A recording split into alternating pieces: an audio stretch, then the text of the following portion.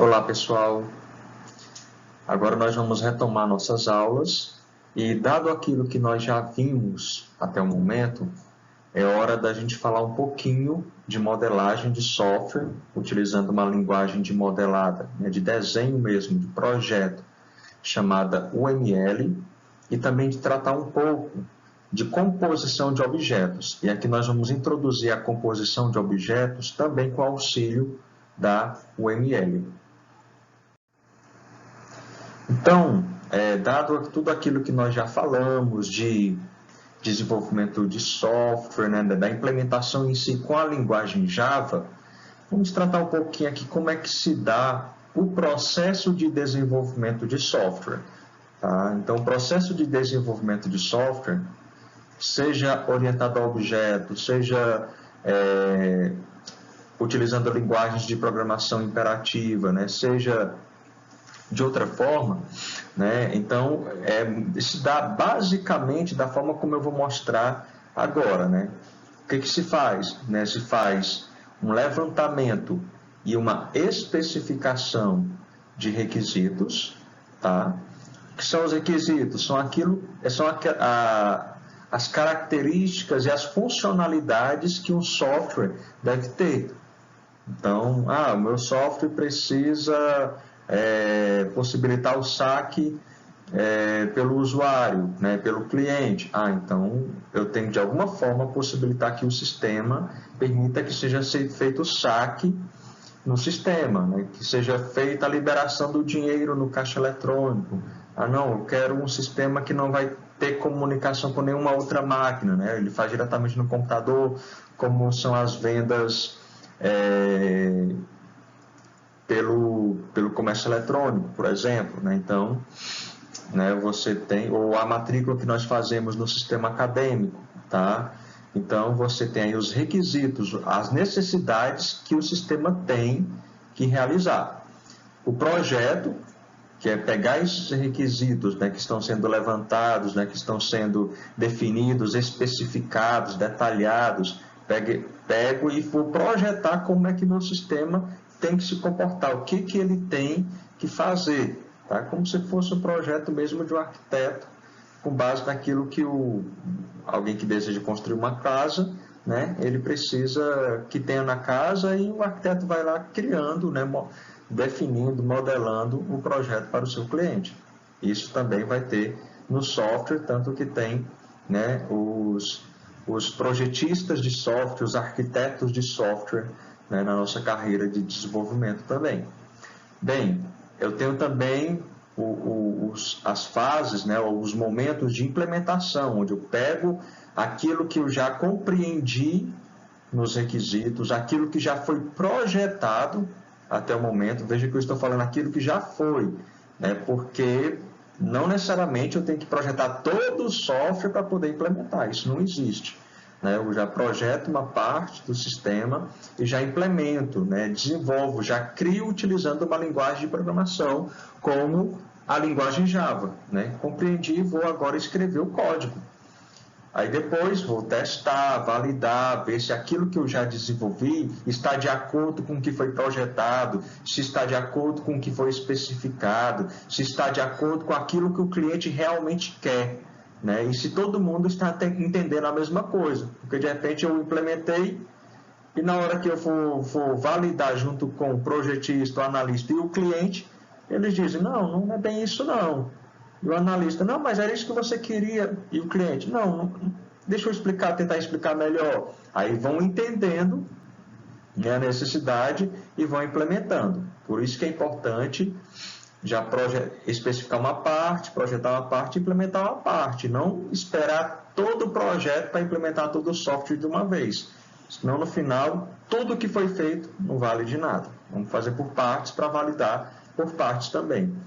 Tendo alguma coisa para ser implantado, como assim? Para ser colocado já para o cliente utilizar, para o usuário do software utilizar, então eu faço a implementação, seja em servidores web, seja nas máquinas do cliente, de acordo com seja em smartphones, de acordo com o alvo daquele software. E a manutenção, que inclui novas funcionalidades que possam ter no sistema, ou mesmo correções ou alterações que necessitam ser realizadas no software devido a alguma mudança de fluxo, mudança de leis, tá? Ou outra necessidade também. Bem, dado esse entendimento, né, de como normalmente ocorre o desenvolvimento de software, lembrando que a gente estuda melhor isso, né, na disciplina de engenharia de software, né, eu estou apresentando aqui um desenho, tá, uma figurazinha que vai descrever melhor como é que isso acontece. Não ocorre em cascata, né? Primeiro especifica tudo, para depois projetar tudo, para depois implementar tudo, para depois testar tudo. Não ocorre desta forma, né? A gente faz essas atividades de forma concorrente ou em paralelo, né? A gente inicialmente tem uma descrição geral do sistema, um esboço do sistema, né? Talvez detalhamos algumas partes mais críticas, e aí a gente vai especificando uma parte que a gente considerar que precisa de melhor atenção no momento, que precisa ser desenvolvido primeiro, desenvolve e valida, especifica outra parte, desenvolve e valida, e assim, não, na validação deu errado, vamos corrigir no desenvolvimento. E quando é possível ter já alguma versão inicial funcional que o cliente já pode utilizar, eu faço a entrega daquela versão, né? E aí, depois vou desenvolvendo outra parte, né? Especificando, detalhando, conversando com o cliente, ver se é assim mesmo.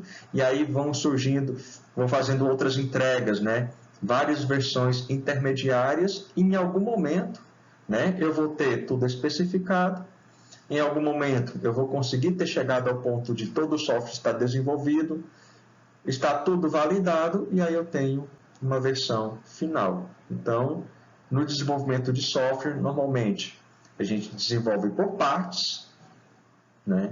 Eu vou especificando, detalhando enquanto outras partes estão sendo desenvolvidas, né? Vou fazendo entregas parciais para que o cliente já possa ir utilizando alguma parte do sistema, e eu vou ter uma versão final em algum momento aí do ciclo de desenvolvimento, que pode ser alguns meses ou pode ser anos também, dependendo do tamanho do software.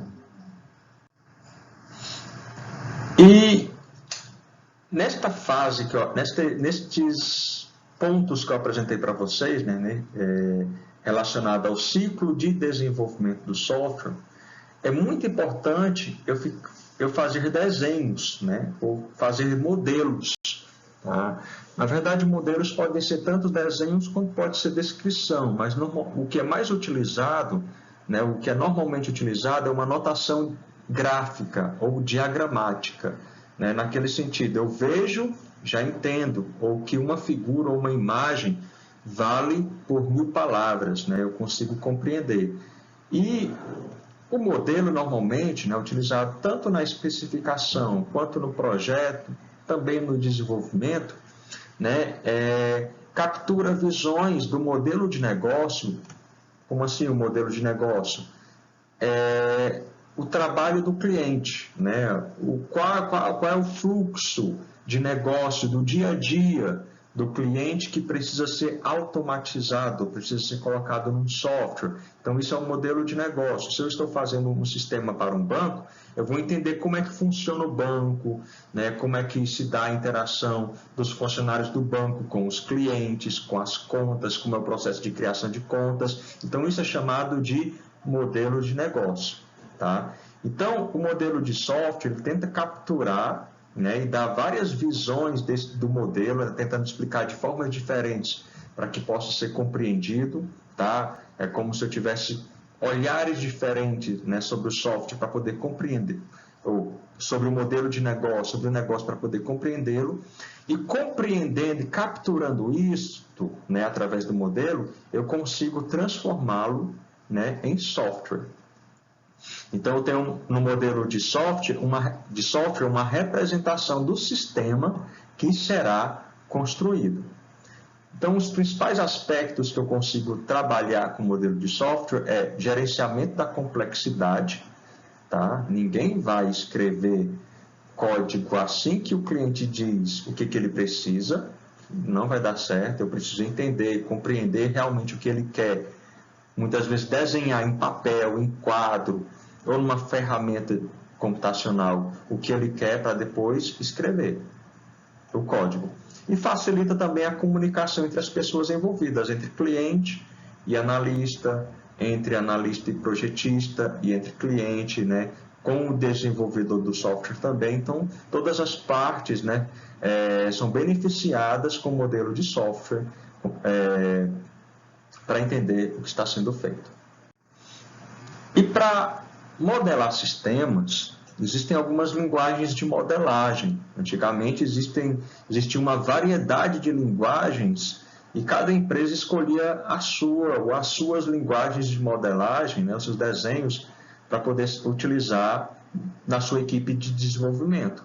Por que uma linguagem de modelagem? Porque tem que ter símbolos padrões que todos que estão naquela equipe entendam, né, quando vê aquele símbolo, tá, sendo desenhado. Então, mas aí a partir do ano de 94, né, de 1994, foi colocado em prática um desejo da comunidade de software de padronizar a linguagem, né? Não que cada empresa fizesse a sua, trabalhasse com a sua linguagem, mas que houvesse uma linguagem única, né, padronizada, onde as empresas poderiam até mesmo conversar entre si e até colaborar no desenvolvimento de software, tá? Então, daí surgiu o ML, a partir do ano de 96. Né? Ela foi desenvolvida entre os anos de 94 e 96, continua em melhoria, né, nos dias atuais, né, mas foi esse período de desenvolvimento, e ela é a principal linguagem de modelagem gráfica utilizada no projeto de sistemas orientados a objetos. Detalhes sobre a OML você pode encontrar no seu site oficial, www.oml.org. Tá? E teve como criadores, né, além de vários livros sobre o ML que tem por aí, e teve os seus principais criadores, Grade Book, Ivar Jacobson e James Rambaud. Tá? São os principais criadores aí da UML. Né? Eles são os criadores, né? Cada um deles tinha desenvolvido, né, cada um deles, uma linguagem específica de modelagem. Aí eles se uniram, né, aperfeiçoaram os modelos que eles mesmos desenvolveram, né, e juntaram tudo e formaram a UML. Então, houve o quê? Uma unificação entre várias notações já existentes, principalmente a desses autores aqui, né, dessas pessoas aqui, que são muito conhecidos no meio de desenvolvimento de software, né, desde a década de 80. Algumas informações também você pode pesquisar aí na Wikipédia, tá? E aí pode se aprofundar mais aí no estudo sobre as origens e algumas curiosidades e detalhes da UML. A UML, né, a linguagem de modelagem unificada, a Unified Modeling Language, ela possui, né, 14 diagramas na versão atual, versão 2.5, né, 2. Alguma coisa aí que nós temos hoje em dia. Então, desses 14 diagramas, né, padronizados devidamente, né, cada tipo de diagrama tem a sua função, tem o seu alvo, tá? E nós trabalhamos, normalmente um projeto não usa todos os 14 diagramas, usa alguns desses 14 diagramas, né, como diagrama de caso de uso, de classes, de sequência, de máquina de estados, tá? De atividades, né, são os mais utilizados.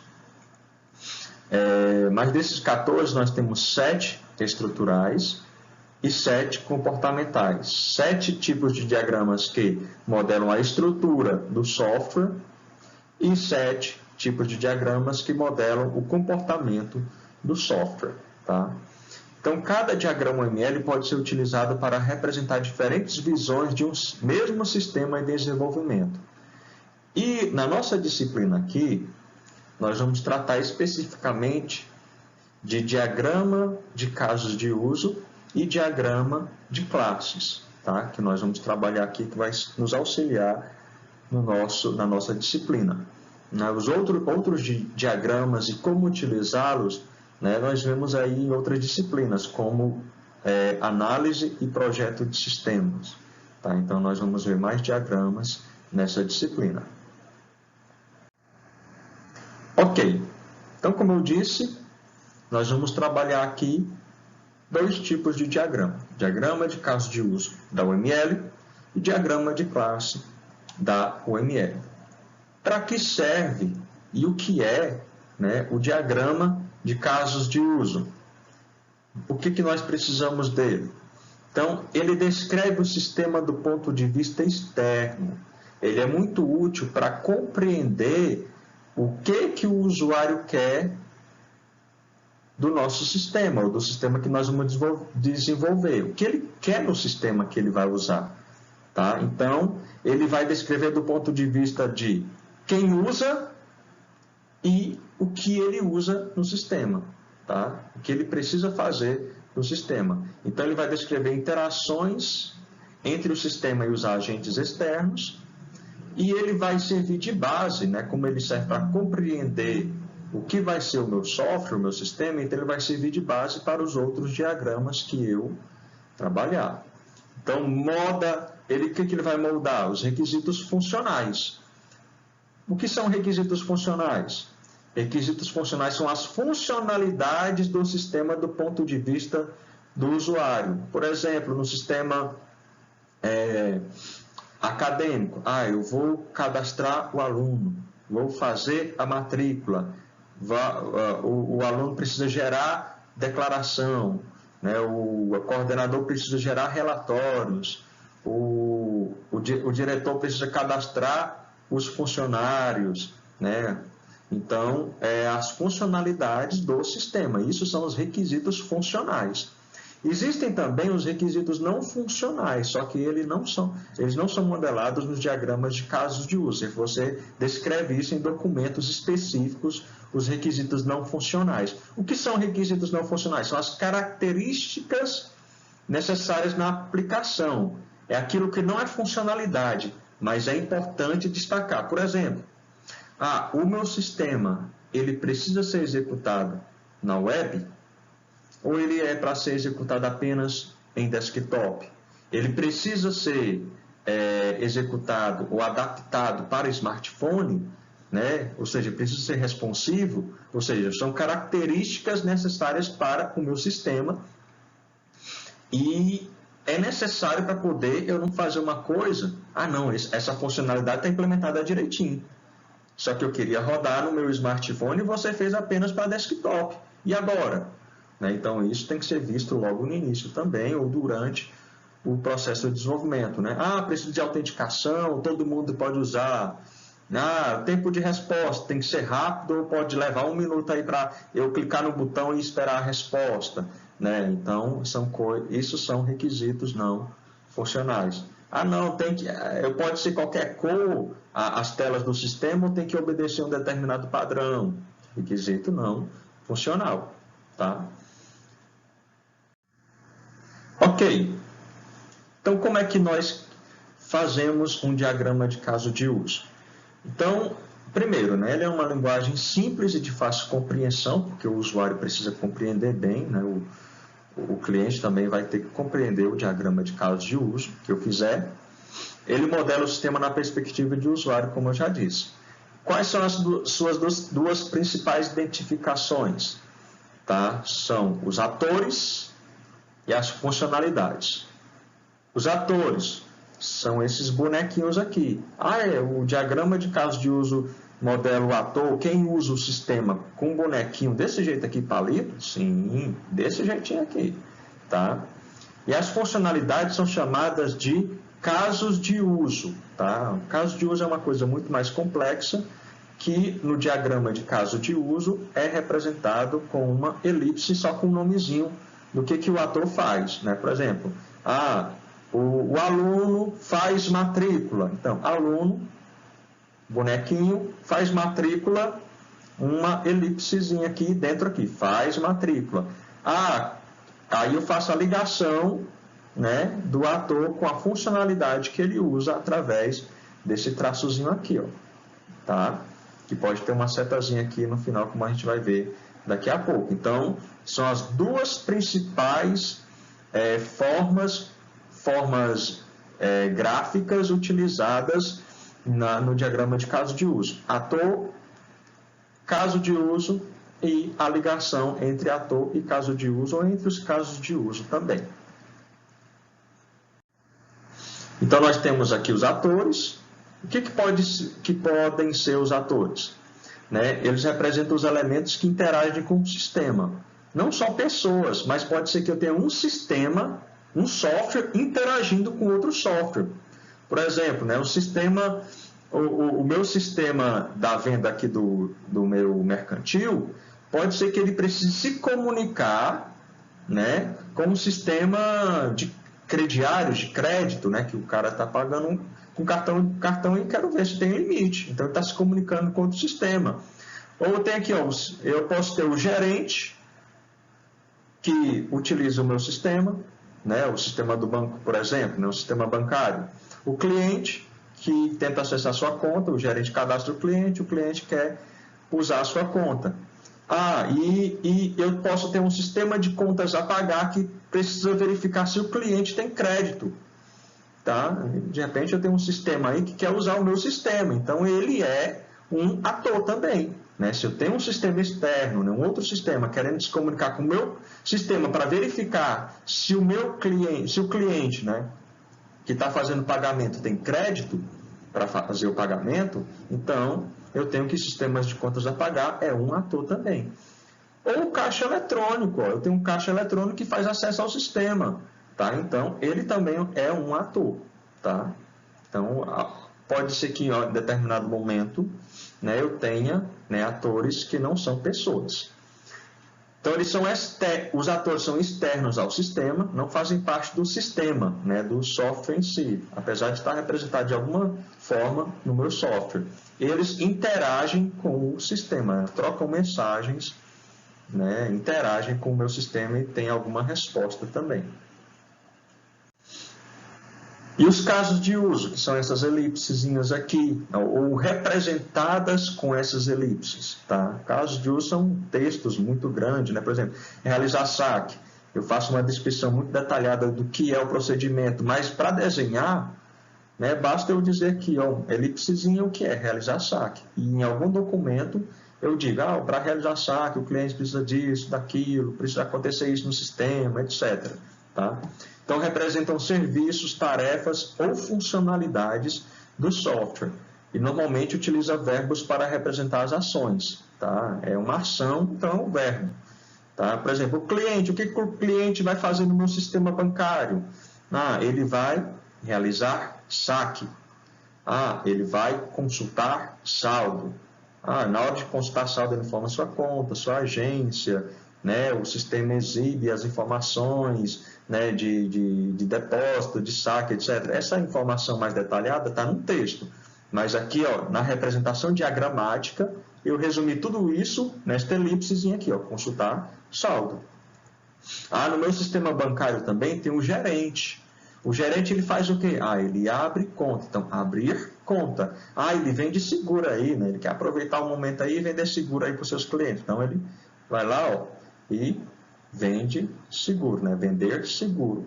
Se tiver mais coisas aí, mais atores, mais diagramas, então eu vou desenhando ou em papel, ou no quadro branco, ou numa ferramenta de software, né? Então, é muito utilizado, pessoal, papel, viu? Papel, quadro, para todo mundo da equipe ficar entendendo, trabalhando junto, desenhando junto aí o modelo, tá bom? Não é só feito em software, não, esse desenho. E aí eu tenho também as associações. Eu preciso dizer que um caso de uso é usado por alguém. Por exemplo, o cliente realiza saque, né? Ele vai realizar saque. Então, eu digo, esse caso de uso realizar saque é feito pelo cliente, então eu tenho aqui, ó, uma ligação, uma associação do ator para o caso de uso realizar saque. E tem outra ligação aqui do ator para o caso de uso consultar saldo, né? Então, eu posso ter uma seta aqui só indicando que a ação parte do cliente para o caso de uso, tá? Como normalmente tem respostas, né? O realizar saque devolve alguma resposta, normalmente a gente não coloca a setazinha Aqui não, mas se você quiser fazer uma indicação de onde parte para quem, você faz a setazinha, tá?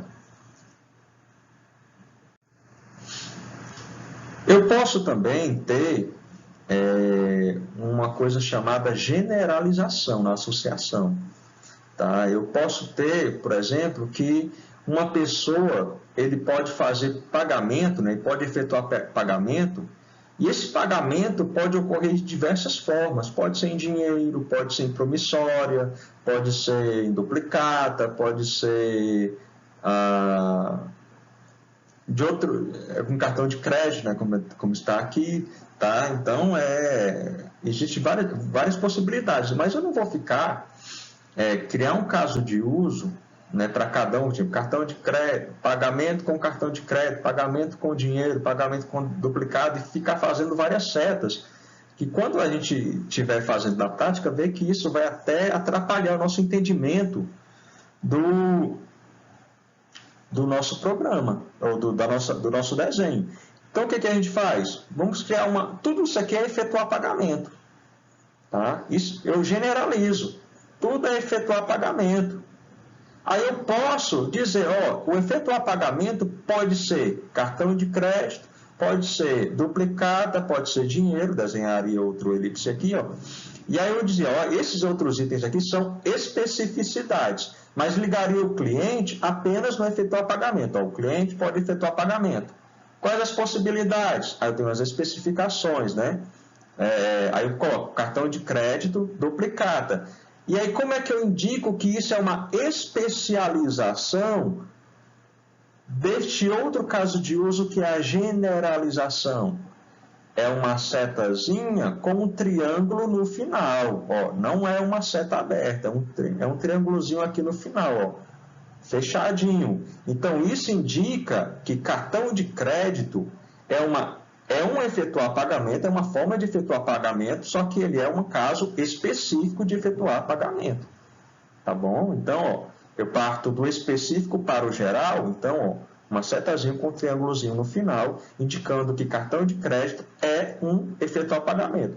O cliente pode efetuar pagamento de várias formas. Mas eu tenho atores diferentes que utilizam os mesmos casos de uso. Por exemplo, eu posso ter a pessoa efetua pagamento, só que essa pessoa pode ser tanto física como jurídica. Se você precisar especificar atores de um ator mais geral, então você também pode utilizar essa setazinha com um triângulozinho aqui no final, uma setazinha fechada, né? Então, pessoa física é uma pessoa jurídica também é uma pessoa, só que são pessoas com características diferentes. Aqui é você, e aqui é uma empresa, por exemplo, uma pessoa jurídica, mas todos vão efetuar pagamento. Então, criaria uma setazinha aqui, aberta de pessoa para efetuar pagamento. Eu tenho também um conceito aqui de associação chamada inclusão. Quando a gente está modelando o software, né, e especificando os requisitos, a gente percebe que alguns casos de uso precisam, né, quando ele está sendo executado, que outro seja executado imediatamente antes dele, tá? E seja logo executado. Por exemplo, quando você vai ao banco, vai fazer um saque, por exemplo, você já entrou com sua identificação, já passou o cartão e ele pede de novo a identificação, pede a senha novamente, tá? Aí eu vou pedir o extrato, eu estou lá usando, ele pede a senha de novo, né? Vou fazer transferência, estou lá, já fiz saque, já fiz extrato, né? Estou logado lá no caixa eletrônico e ele está pedindo senha de novo. Então a gente vê que existe uma rotina comum a mais de um caso de uso e que ela é exigida sempre, tá? Se ela fosse só para um caso de uso, eu não precisaria modelar ela. Por exemplo, se só realizar saque pedisse de novo a identificação, então não colocava lá no realizar saque. Mas para vários casos de uso, o cliente, ao obter extrato, ao realizar saque e ao realizar transferência, toda vez está pedindo a senha, ou está pedindo, ó, fornecer identificação, tá? Então, esse caso de uso comum, né, há vários outros casos de uso e que é necessário realizá-lo, né, é necessário sempre fazê-lo, tá? Então, eu chamo isso de uma associação de inclusão. Então, ó, cliente obtém extrato, mas toda vez que obtém extrato, ó, inclui fornecer identificação. Toda vez, o cliente quer realizar saque, mas toda vez que realizar saque, isso inclui fornecer identificação. O cliente quer realizar transferência. Ah, mas isso também inclui fornecer identificação.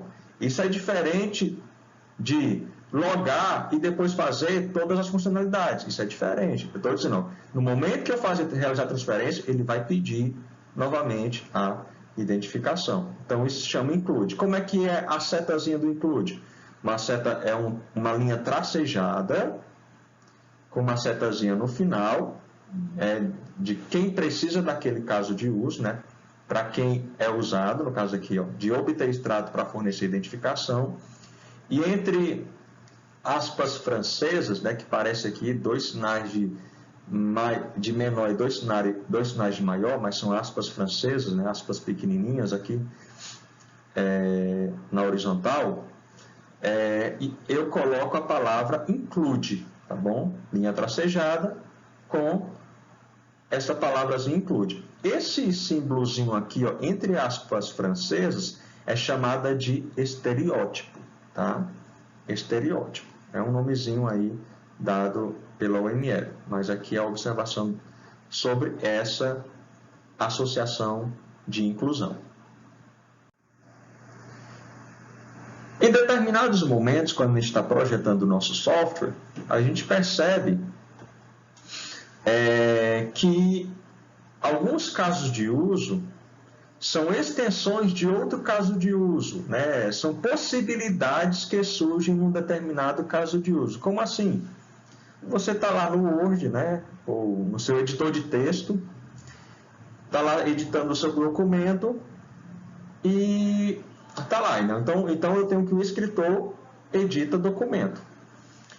E na edição do documento, ele pode substituir o texto, né? Ele vai lá, gera uma funcionalidade, substitui o texto. E eu tenho outra funcionalidade lá pedindo para corrigir a ortografia, para pesquisar uma palavra naquele texto que eu estou fazendo, sei lá. Então, são casos de uso que são derivados desse outro caso de uso, né? São casos de uso que, na verdade, são funcionalidades estendidas do editar documento, por exemplo, aqui. Então, ó, ao editar documento, eu posso substituir um texto. Então, ó, setazinha com linha tracejada da extensão para o caso de uso principal. Corrigir a ortografia é uma extensão de editar documento, tá? Setazinha tracejada e eu coloco ao lado dessa setazinha tracejada, nessa linha tracejada, a palavra extend, de extensão, entre aspas francesas, é um estereótipo. Então, o escritor edita um documento e ele pode substituir texto e corrigir ortografia, tá? Lembrando que a setazinha parte da extensão para o caso de uso principal, que recebe a seta. Ó. Também, quando a gente está especificando, né, desenhando nossos casos de uso aí, a gente percebe algumas dependências, tá? Como assim dependência? É numa situação que, para fazer um caso de uso, em algum momento, outro caso de uso precisa ter sido realizado também, tá? Precisa ter sido efetuado. Não necessariamente nesse momento, mas em algum momento anterior ao momento que eu estou realizando esse caso de uso. Então, existe a dependência entre casos de uso. Por exemplo, o aluno quer realizar a matrícula, mas ele não pode realizar a matrícula sem que o coordenador tenha lançado o período de matrícula no sistema, tá? Então, ó, o coordenador, ele usa, né, ele lança o período de matrícula e o aluno realiza a matrícula, mas aí tem uma dependência de realizar a matrícula para lançar período de matrícula. E a dependência, ele parte do item dependente para o item independente, tá? Então, realizar a matrícula depende de lançar período de matrícula, é uma linha tracejada sem uma observação, sem nenhum estereótipo nele, certo? Então, desse jeito aqui, eu identifico uma dependência, tá? Se eu colocar um estereótipo, então é um outro tipo de associação. Então, você vai perceber várias dependências no seu sistema, tá? Por exemplo, o cliente, ele vai realizar saque. Mas para realizar saque, o gerente precisa ter aberto a conta dele. Então, eu tenho uma dependência de realizar saque para abrir conta, por exemplo, né? Então, isso é a dependência. Tendo visto aí o diagrama de caso de uso, as suas características, os seus componentes, vamos fazer o seguinte, antes de entrarmos no diagrama de classes. Eu quero que vocês escolham aí algum software que você use, que você conheça, ou software desktop, né, que você utiliza como o Word, o Excel, algum editor de texto, alguma planilha eletrônica, o próprio NetBeans, né, ou algum sistema web que você faça compra, o sistema acadêmico, né, ou algum aplicativo aí do seu celular. Analise esse software que você conhece e faça o diagrama de caso de uso dele, né? Veja quem são os possíveis atores para esse software que você escolheu, tá? Um tipo específico de ator, os seus casos de uso, os relacionamentos, as associações, né, dos casos de uso. E desenhe, pode ser no caderno mesmo, no papel, como eu disse para vocês, muita coisa na prática, numa equipe de desenvolvimento é feita em papel, é feita em quadro branco, para todo mundo participar, né? Você pode também, se quiser, pesquisar em alguma ferramenta ou na internet aí, e baixar e instalar, como o WhiteStarOML, que nós temos instalado no nosso campus, o Modélio, tá? O Asta, que hoje não tem mais versão gratuita. Escolha algum software e faça a modelagem de caso de uso, tá bom? E aí, nós vamos aqui gravar uma próxima aula para apresentar o diagrama de classe para vocês.